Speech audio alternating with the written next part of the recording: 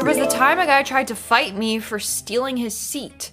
First off, it wasn't his seat. Second, he was one of those who put jackets on 5 seats and then took his entire family to the concession stand.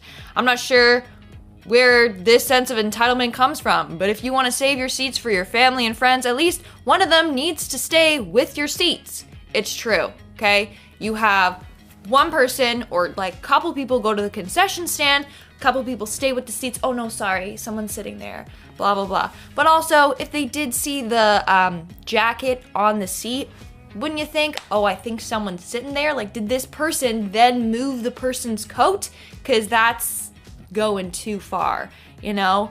I feel like both of them are Karens. Like, one person was just like, oh, this person tried to save seats for their entire family with their dirty coats? No, I'm sitting here. I'm sorry about your experience with A Quiet Place. Oh, it was in regards to someone watching that movie. Good movie, go watch it. My husband and I were so relieved that everyone was completely silent when we watched it. Same.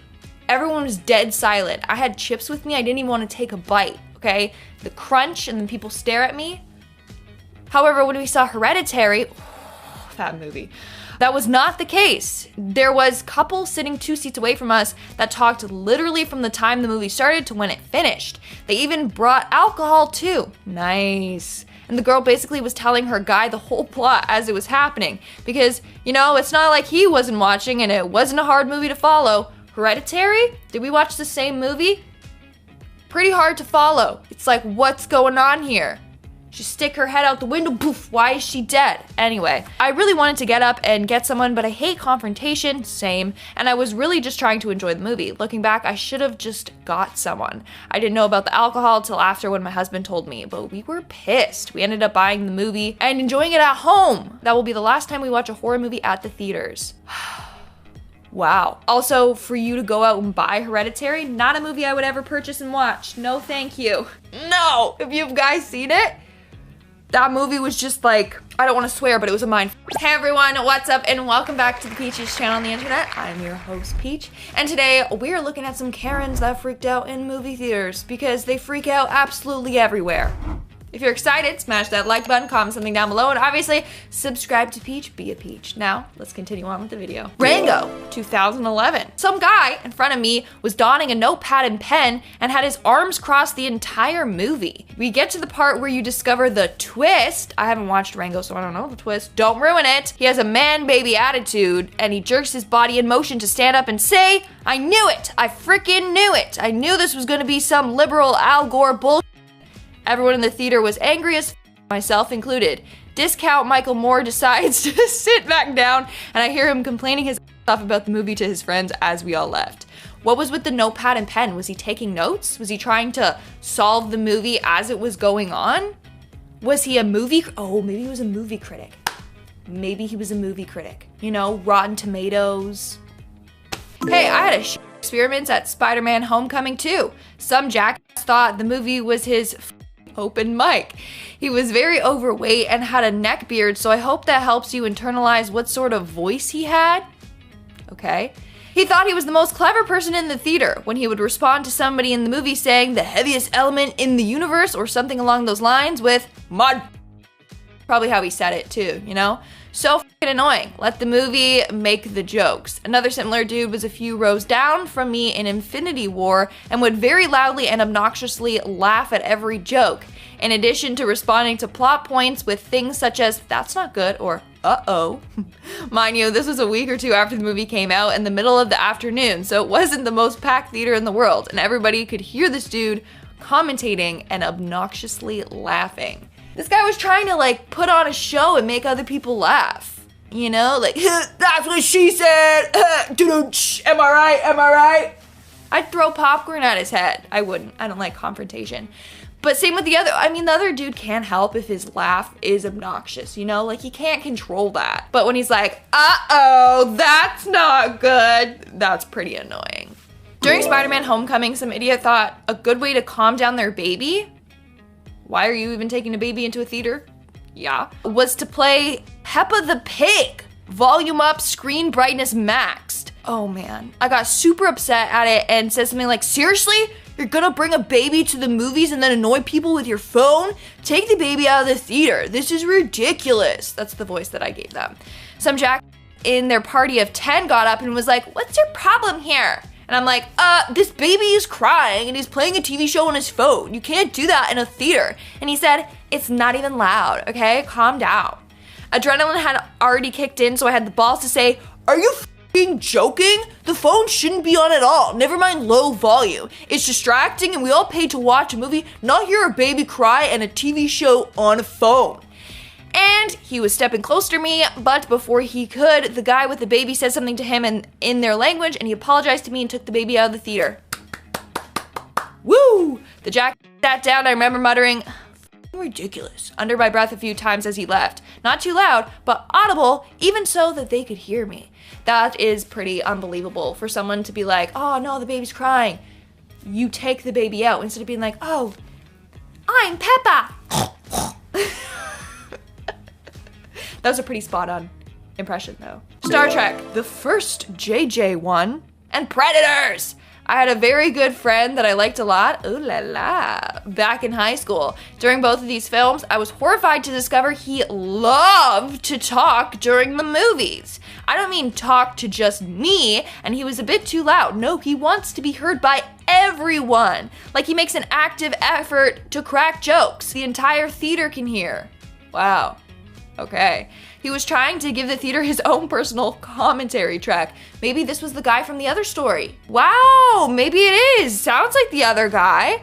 I was so embarrassed as increasingly angry shh came our way to pretend like I wasn't with him. Oh no. Star Trek was the worst because his girlfriend was there. Didn't you like him? And he has a girlfriend? And she also talked. Oh, that's awkward, you know?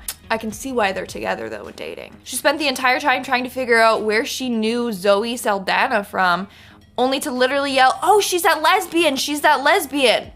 Nice. I assume referring to some film she was in before. I just don't even know how to bring the subject up to someone. If you're that old and still think it's okay to do that shit, I don't know how to convince you to stop. It's true. Here's a little PSA announcement from me, Peach, don't talk in the movie theater. Talk after. Okay? And don't bring a notebook to write notes. That's weird. And don't play Peppa Pig.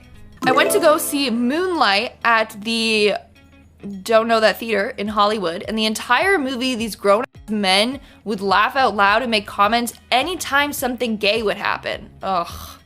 They somehow had no idea what the movie was about before going in. For La La Land, there was a small group of women in a bachelorette party or something, and all of them were sloppy drunk. Oh no. They'd giggle like hyenas, wow, during the romance scenes and when Ryan Gosling came on the screen. They'd slam into the back of our seats whenever they got up, and one even fell going down the stairs. Yikes, okay, wow. I mean, if you're gonna get drunk and watch a movie, like do it like a private home viewing, right? Because then you can do whatever you want. Fall down as many stairs as you want. I was watching Annihilation in theaters. During a dialogue scene with a lot of exposition, this guy pulled out his iPhone X at full brightness about 5 rows below me. He checked his text and showed his friend next to him a certain text that interested him. Whatever, let it slide for now. He then starts to swipe through his home screen apps looking for a distraction. That really irked me because his screen was shining in the lower right corner of my view. My fist clenched the napkin I was holding, crushed it into a little ball.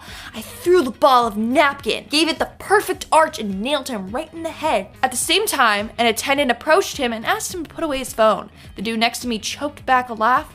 Felt so good after that. Good for you. I feel good for you. Just a little, hell yeah. Yeah, don't use your phone. Like, also, why can't he watch the movie? Why does he have to like scroll? Why do we always have to be on our phone? Enjoy the moment. Be in the moment, okay? Went to see Hell or High Waters with my girlfriend. There was maybe 20 other people in the theater besides us. Mostly middle-aged to elderly people, so we thought for sure this would be a nice, quiet experience. No, those old ladies. will come for you. Well, sadly, the middle-aged couple behind us were awful. About 30 minutes in, they start chatting back and forth about the plot. Not whispering, but talking. Quiet movie as it is, so this was beyond annoying. I shushed them twice. That got them to whisper for maybe 20 minutes, then they start again. Beyond pissed off, I turned around. Please be quiet! You're being extremely rude! They look at me like I'm the asshole and shrug. I do my best to stay cool, and they continue the BS, being maybe slightly quieter. They made obnoxious teens look good. Worst theater experience by far. Yeah, don't go to the theater if you're gonna talk. So I'm the person that likes, do I like to talk during a movie? It depends. Not in a theater. Not in a theater. But if I'm at home on the couch with someone, I'd be like, wait, hold on, I don't understand. Maybe I'll pause it, you know, and we can discuss what we just watched. Because I want to understand. You know, I want to understand. And in our number one spot today, let's see what we got. I went once to see Return of the King, and sitting in front of us was a young kid and his grandmother. The grandmother had no clue what was going on, so the kid was loudly explaining everything. Frodo is going back to the zoo. It's going to be stuck in my brain for the rest of my life. Return of the King. Is that Lord of the Rings then? Because he means Frodo? That's kind of cute though, how he's like Frodo, like he can't say his R's. Aw. Anyways, yeah. How young was this kid? You know, maybe that wasn't an appropriate movie for him to be watching. All right, guys, that's all for today's video. If you want to see part 2, then you gotta let me know in the comments below, and also smash that like button because it really helps me out. Obviously, subscribe to Peach, be a Peach, because I want to get to 100K. Please, please. I want to get one of those little plaques. With that being said, make sure you guys stick around for some bloopers. I've been your host, Lindsay Gavin, and I'll see ya when I see ya. Stay peachy. Dumbest Karens who freaked out at the movie theater. Rotund? I don't know that word. His elitist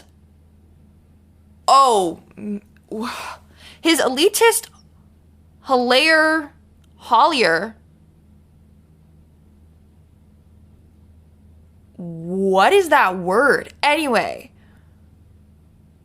basically, during a dialogue scene with a lot of